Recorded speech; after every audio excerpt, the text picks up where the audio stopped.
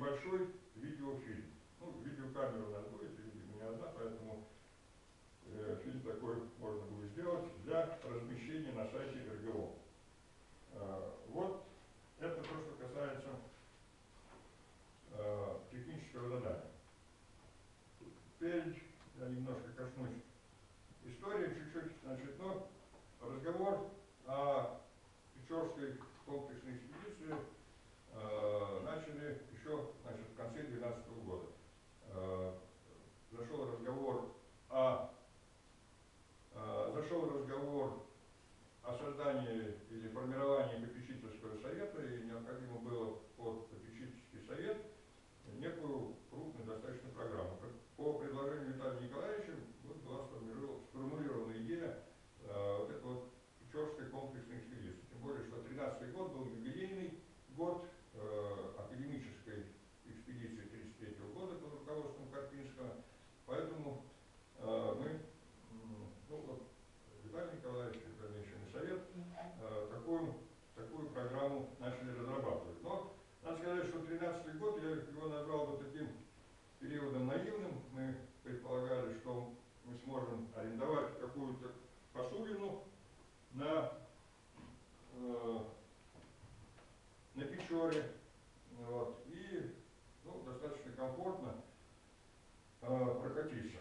Вот. Оказалось, что это практически невозможно. Ну, во-первых, это очень дорого, это выливалось там 4-5 миллионов, вот, такая аренда. Вот. Но самое главное, что на Печоре не оказалось просто таких судов, в общем, которые можно было и плыть, и жить, и работать.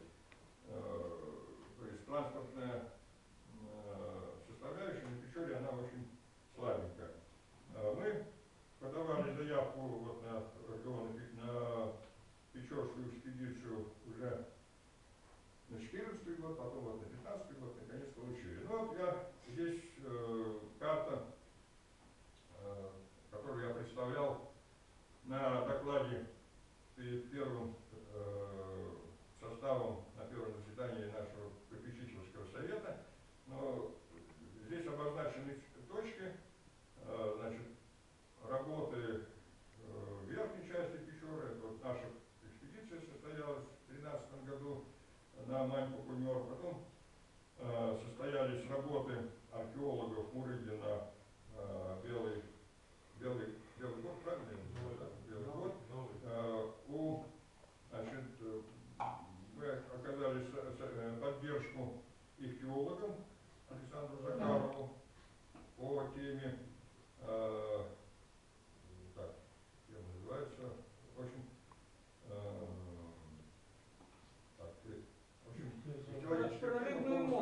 по восстановлению поголовья ценных пород рыб. Вот.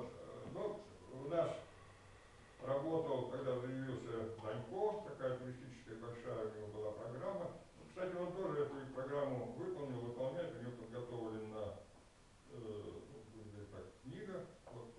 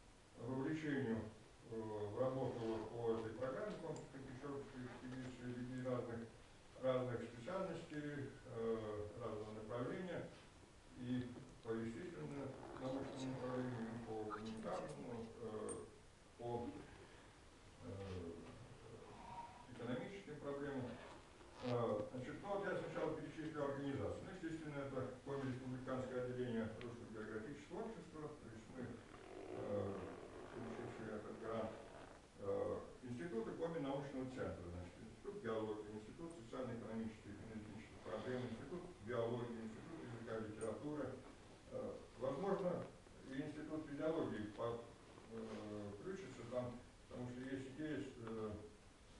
взять с собой медика для оценки так сказать, состояния медицинских учреждений, вообще вот, здоровья населения на этой территории. Но это такая идея. Вот. Потом Сыктывкарский государственный университет, Институт естественных наук, Печоровский биосферный заповедник проявил большой интерес к этому. И мы договорились, что они совместно с центром, совместно, так, они совместно, в Москве есть центр по изучению леса Академии наук, и у них стационар на верховье Печоры, они уже 5 лет там работают, и там такой молодой сотрудник Олейников, Алексей Олейников, вот он проявил тоже интерес, заинтересованность участвовать в представлении своего материала вот в нашей программе. Вот. Но вот договорились, что они сделают совместный такой раздел по верховью Печоры. Но вот тут, может быть, действительно, вот эта идея, которая от Семакина исходила, она заключается в том, что, в принципе, у любой реки как бы можно разделить три участка реки. Это ее исток, верховье, а у Печоры верховье очень сильно отличаются от, скажем, основной части реки. Ну, естественно, устье. А здесь дельта Печоры, это тоже своя система, и биологическая, и морфологическая. Вот, может быть, если соберется такой материал, и специалисты вот, эти участки выделить самостоятельные разделы. Теперь, так, да. Потом территориальный фонд информации Республики Коми, вот мы переговорили с директором, он проявил тоже большой интерес, мы с удовольствием примем такое участие, и в плане обеспечения картографическим материалом, и, наверное, и участие более конкретного. Территориальный фонд информации Республики Коми. Потом весной, когда вот уже вроде все мы тут договаривались, что уже как плывем, мы значит, активно обсуждали наши проблемы технические с управлением Комиспас, профессиональная аварийно-спасательная служба. Значит, какая была договоренность? Ну, сейчас она повисла в воздухе, так сказать, и нужно ее возобновлять. Они люди военные, они говорят, будет приказ, мы вас куда угодно доставим и уйдем. Пока вот на 16 год у них такого приказа нет. Но тем не менее, они к этой идее и ко всему этому отнеслись очень хорошо. Они могут нам представить лодки и моторы. И еще средства связи. Средства связи, так сказать, короткие, для общения на коротком расстоянии, типа милицейских раций, и вот эти вот иридиумы, значит, для связи и с ними, потому что они такую экспедицию обязаны контролировать на всем протяжении. Мы должны будем, ну, во-первых, оформить соответствующие документы и ежедневно с ними связываться. Может быть, даже 2 раза, там, как вот это будет, какие же там требования. Ну, тоже транспортное средство, у них есть катер, который имеет право плавать по дельте, потому что мы уже на своих лодках не сможем плыть, потому что, по-моему, за 100 километров до устья, там, в общем, на таких лодках запрещается просто плавать. Это как раз вот дельта, она где-то 100 с небольшим километров получается падение. Вот. Потом Московский государственный университет имени Ломоносова на меня вышли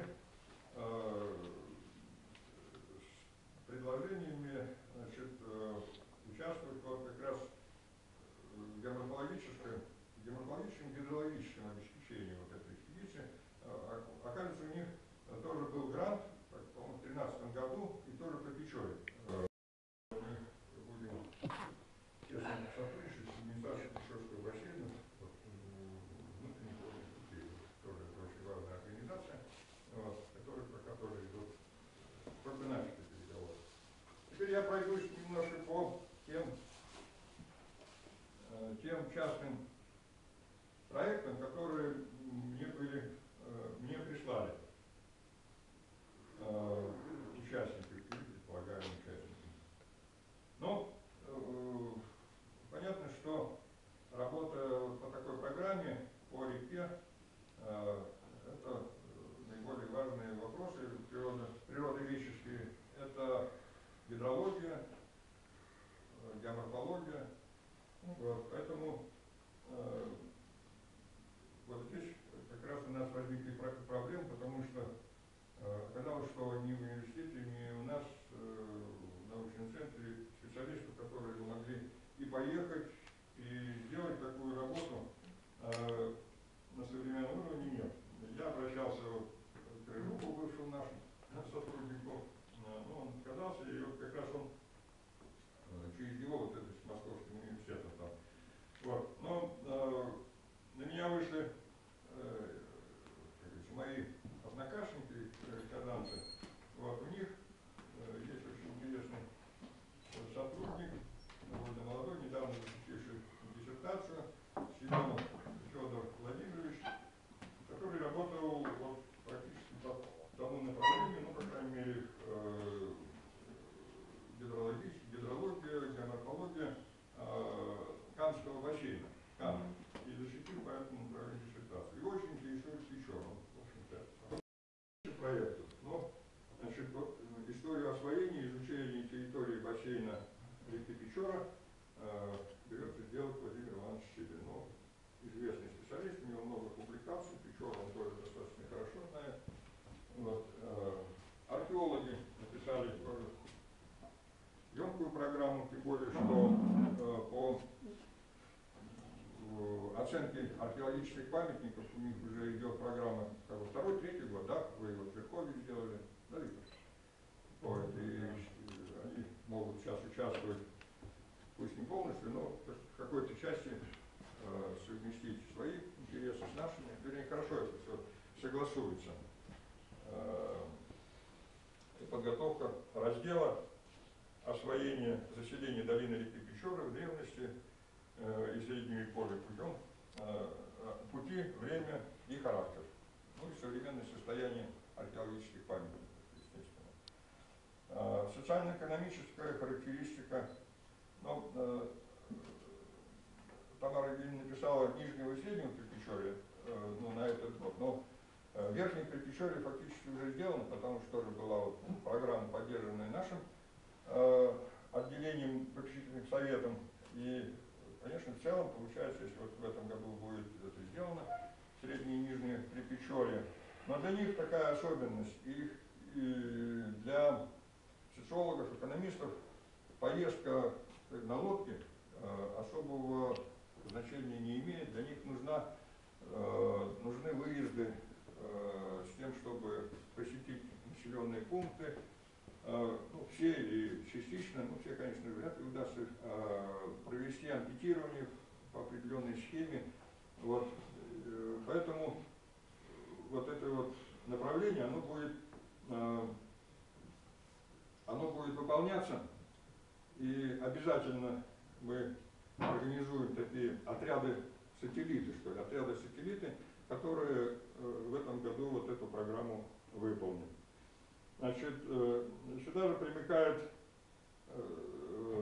оценка состояния транспортной инфраструктуры реки Печоры.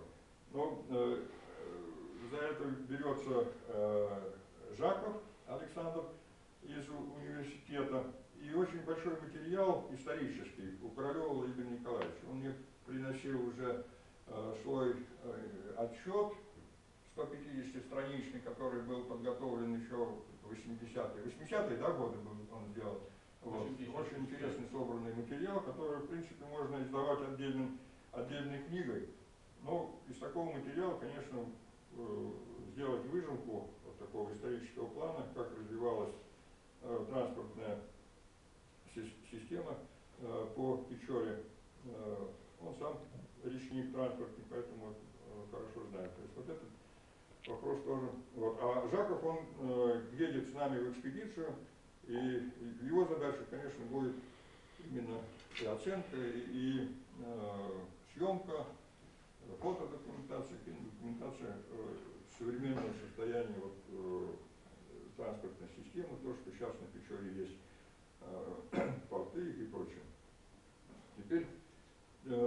туризм, туристическая деятельность в бассейне реки Печоры. Ну, сейчас туризм и в РГО, для РГО это туристическая деятельность и организация туристической, исследование туристической деятельности, экономика туризма, ну, является одним из приоритетных направлений. Ну и все, естественно, знают, что и правительством республики, и правительством России ставится задача, значит, вот эту вот область как можно шире, значит, расширять, какие-то предложения. Это Виталий Анатольевич Шинявский за это ответственный у нас будет. Ну, тоже написана программа. Вот, теперь это этнографическая часть. Ну, естественно, Печора, население Печоры не густое, и сейчас, а раньше вообще было не густое, но очень интересное, своеобразное и разнообразное. Вот. Ну, наши этнографы поездки не готовы, можно так говорить. Вот. Но они мне посоветовали связаться с Чевиоровым Александром Анатольевичем, да? Это с научным сотрудником Российского этнографического музея. Он сам коми по национальности и вырос здесь, Печору хорошо знает и более 10 экспедиций провел на Печору, ну, весь труды. Вот, он изъявил сразу же, как только я с ним связался, рассказал суть дела, он сразу же изъявил большое желание, значит, участвовать в экспедиции на весь период. Вот, написал, наверное, самую большую вот, часть частных программ, 5-страничную.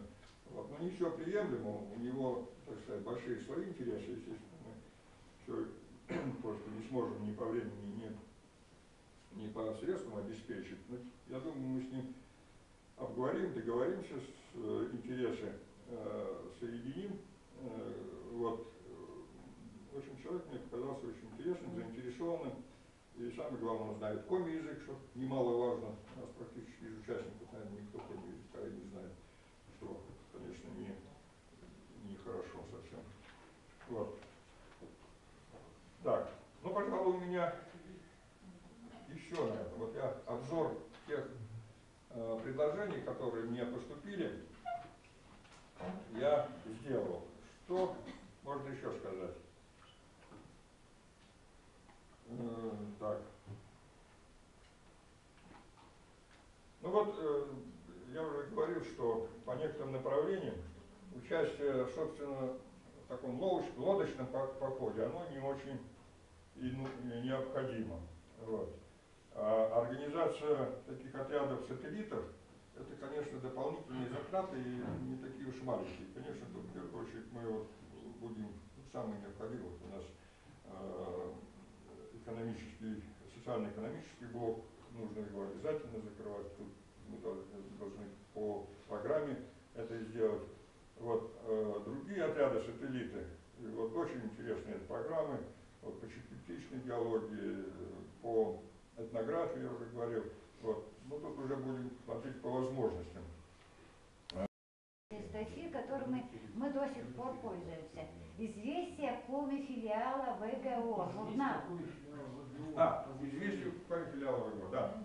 Значит, у нас, потому что это очень важно, уже, вот это будет результат как раз второй нашей год работы.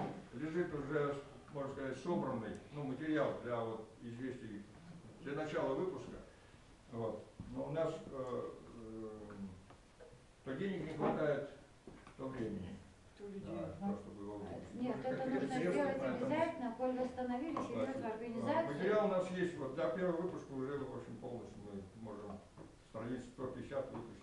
Ну вот это же очень важно, это очень важно. Да, это очень важно. Вот это будет результат вашей работы, то есть нашей работы, это первое. Ну, я думаю, вот в связи с тем, что нам и публикации нужны, а там мы можем написать вообще, что этот выпуск посвящен этой программе, вот, то я думаю, что мы будем форсировать это и каких-то средств. И второй вопрос. Не считали ли вы целесообразным, и нужно было, как мне кажется, с самого начала не Печорскую комплексную, а Печорово-Чугодскую, потому что отсекается огромный бассейн Вычегды, так очень интересны во всех планах, и тогда, соответственно, значительно расширились бы зоны исследований, и, соответственно, круг исследователей, и проблемы могли бы многие, соответственно, вот в процессе этих исследований поднять, решить и так далее. Тем более, что бассейн Вычегда является практически территорией обитания коренного народа, народа Коми, и формирования и так далее. И эти вопросы, они очень важны. И кроме того, вот как раз в этом бассейне очень активно ведутся исследования школьников, которых нужно привлекать обязательно к работе в ВГО. Ведь у нас проходят конференции регулярно, краеведческие, еще какие-то, в которых участвуют дети, они собирают богатейшие, интереснейшие материалы. Вот это бы нужно привлечь к работе в ВГО каким-то образом. Но я понимаю, наверное, одному человеку это трудно. Нет, это привлечено. Так, привлечено, но я не знаю результата, может быть, вы знаете, я не знаю. Потому что они, да. Потому что, опять же, нужны же публикации, их нет. Так, и третье, как мне кажется, ну, может быть, я не права, что вот эта работа, она мало, как мне кажется, в настоящее время освещается в различных органах, средствах массовой информации, во-первых. И во-вторых, как мне кажется, нужно активизировать работу и не только в академических учреждениях, но и во всех остальных. Это очень важное направление. И в университете у нас даже не во всех институтах. То есть активизация информации о работе ВГО, комфилиала ВГО. Вот эти предложения я бы хотела, чтобы вы ушли в дальнейшей работе. Спасибо. Ну, я отвечу. В общем, тут такая ситуация. Ну, что касается вот привлечения школьников, у нас сейчас третий год проходит вот конференция. Мы взяли на себя проведение конференции такой географическо-краеведческой. Ну, она сначала даже так звучала, как краеведческая, а с этого года мы ее назвали как «География Республики Коми», значит, и провели. Вот Капкиросцы нам очень помогли, мы вообще хотели провести в Капкирос, но просто по деньгам не получалось людей возить туда, это уже приличные суммы нужны, надо столько денег не провели на базе университета, научного центра. Вот, и в Капкирос возили только там группу.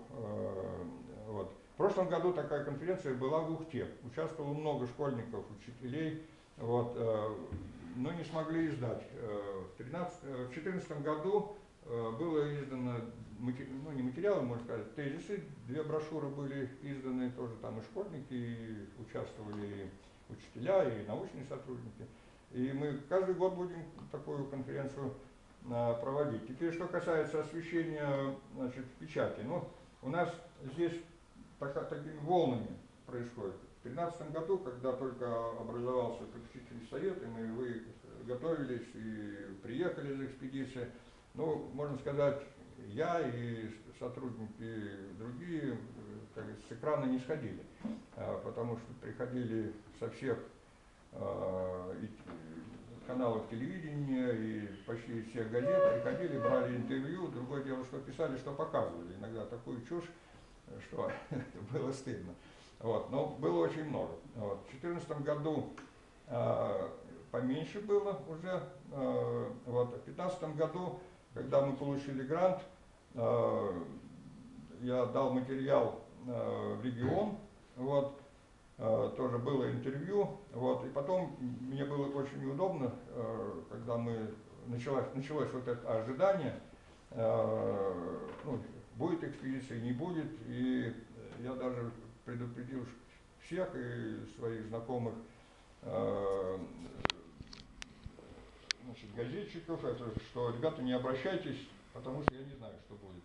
Вот, и информировать это. И более того, значит, на меня написали жалобу в РГО, что, значит, подняли шум, ну, в связи с этой экспедицией, ну и непонятно, что сделали. Что вроде того, что ничего не сделали, ничего не будет. Ну, может быть, мы виноваты, что надо было сообщить как-то, но как, я даже, честно говоря, сейчас не знаю, как сообщил такие вещи. Вот, поэтому здесь, в общем-то, работа ведется, и мы, в общем-то, не так уж мало публиковались в 2013-2014 году. Вот, ну и в дальнейшем, вот сейчас эта программа будет идти, я думаю, что это, так сказать, волна пойдет. Программа, которая будет, это крупная, значит, федерального уровня значения. Поэтому я считаю, что от лица, значит, Коми-научного центра и от лица, значит, допустим, Коми-отделения РГО надо написать, во-первых, правительству Республики Коми официальное письмо, что вот мы вписываемся в этот указ, готовимся к 100-летию. Естественно, что это будет экспедиция, она за 16 год вряд ли закончится, ну, судя по тем задачам, которые написаны. Там подготовка монографий, публикаций, фильмов и так далее, это огромная задача. И деньги нужны под это. Что там на 1,5 миллиона сделать? Несколько фотографий снимешь только и всего. Поэтому нужно писать письма, надо по всем ведомствам, которые за это дело отвечают, значит, это дело написать и прямо подгонять ее под указ.